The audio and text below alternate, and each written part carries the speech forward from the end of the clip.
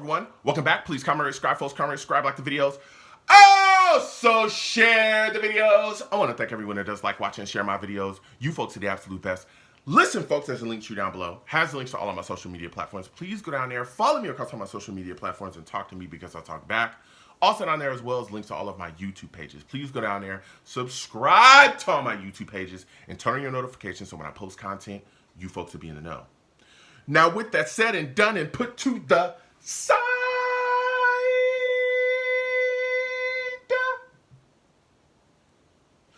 I've come to talk to you folks today about the New York Jets stunning the world.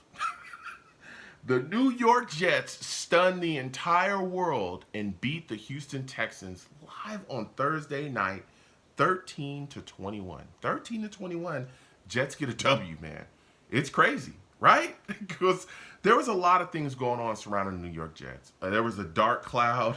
They were in the darkness, trust me. Even Jeff Albers, the Jets coach, talked about it.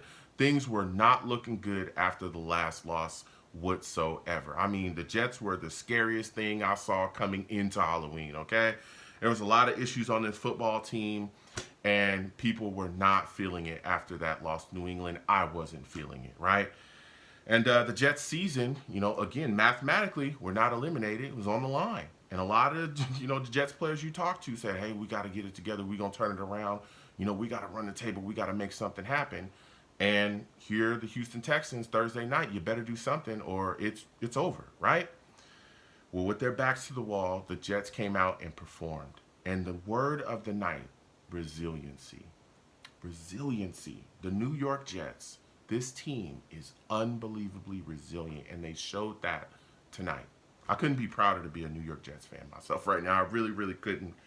I'm so excited. Listen, the first half, the Jets offense stunk. It struggled. It was really, really bad. Aaron Rodgers missed Devontae Adams deep. He was open, had him open, missed him. There was a play called where it seemed like Adams thought that it was a run play because he was actually blocking a guy when the ball was thrown in his direction and it fell into the dirt. And then he looks back at Aaron Rodgers, and Aaron Rodgers is looking his direction and goes like, what are you doing?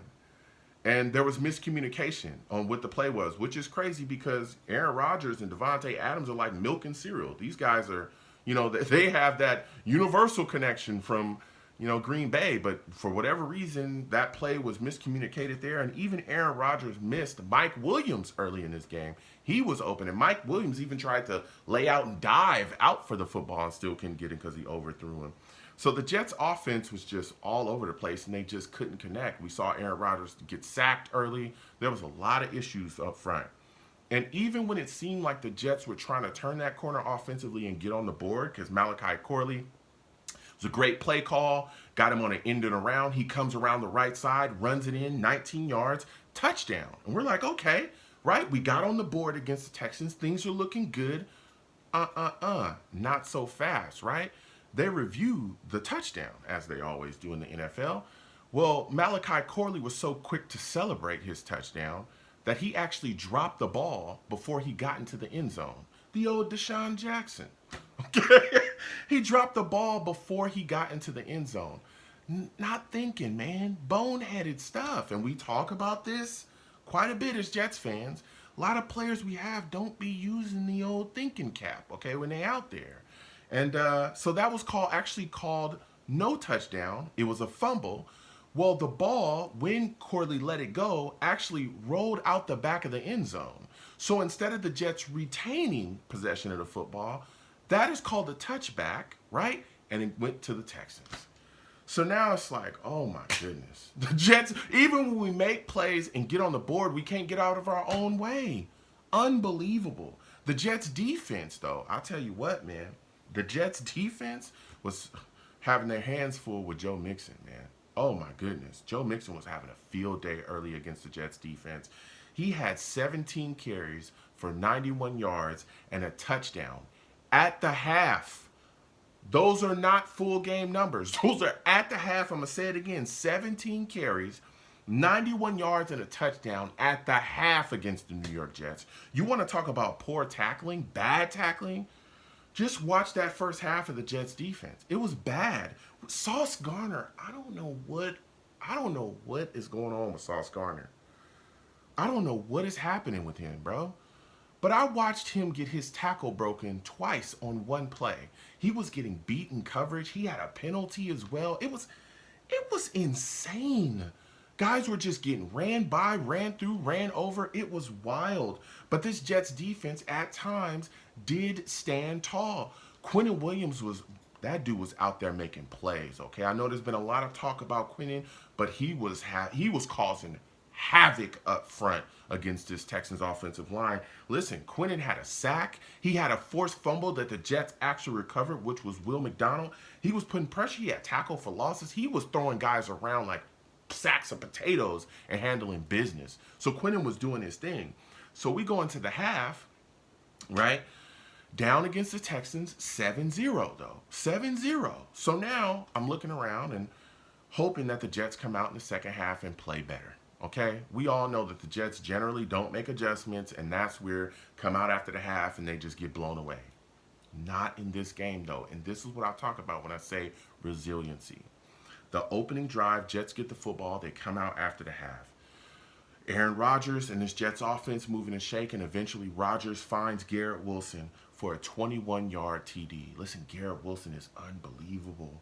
He is so unbelievable. And this is what I talk about. I know that there's been a lot of frustration with him.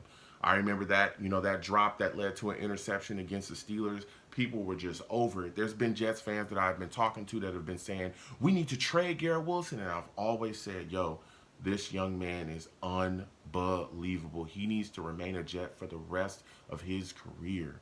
Okay? That 21-yard catch, he actually grabbed it with one hand, brought it in, and was able to get into the end zone. Garrett Wilson had 9 catches for 90 yards and 2 touchdowns. I'm going to talk about the other touchdown catch in just a second. But Garrett Wilson is phenomenal. He's phenomenal, and he needs to remain a Jet. The Jets get the ball back eventually offensively. They move down the field, and Aaron Rodgers ends up taking off outside the pocket. There's some pressure. Takes off outside the pocket, runs, gets a first down, deep near the 1-2, I think it was like 3-yard line, something like that, right? Gets down, gets brought down. Everybody's fired up. The old man took off, ran, took care of business himself, got the Jets a fresh, set of downs. Everything's rolling. Flag. Olu Fasanu called for holding. Keep in mind, Olu Fasanu is playing guard because Hansen was out with an injury. So now we're sitting there and we're like, all right, a boneheaded penalty pushed the Jets back again on offense, right? Now it's 3rd and 19. Aaron Rodgers drops back on 3rd and 19. There's pressure around him. He lets off a rocket to Garrett Wilson deep down the field, bruh. Garrett Wilson jumped up with one hand, like the Jordan sign, grabbed the ball, was able to bring it in, get one of his feet down, and then to me, looked like he got his other foot down or his shin, right? So I'm thinking that's a touchdown. The refs look up, they say, no touchdown, right? They review it.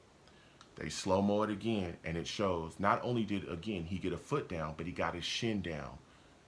Touchdown. Bruh, that catch, and I'm going to put the picture up, that catch by Garrett Wilson is one of the greatest catches I have ever seen in my fandom history, okay? That is one of the greatest New York Jets catches in the history of the franchise. It's got to be. It's insane. Like, everybody talks about that Odell Beckham catch where he caught the ball behind his head. Bro, that's right up there with that. Like, that catch is ridiculous, and this is what I'm talking about when I talk about Garrett Wilson. The elite traits. This guy has it. This guy has the ability. He has what it takes to be the best wide receiver in the league. He has what it takes to be that guy. And you see it. You see it. And in this game, we saw it, man. We saw it. The defense continued to go out there and step up. Clemens got a sack, right? And the Texans got the ball back. Keep in mind, this Jets defense had 8 sacks on the day. 8 sacks.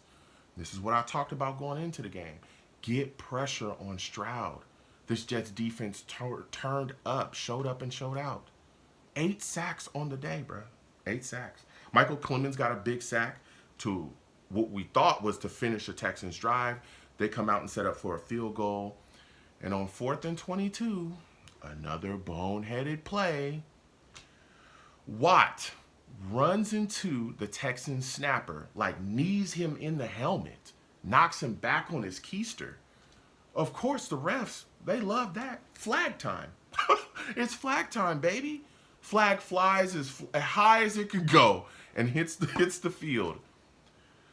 That gifts the Texans a first down.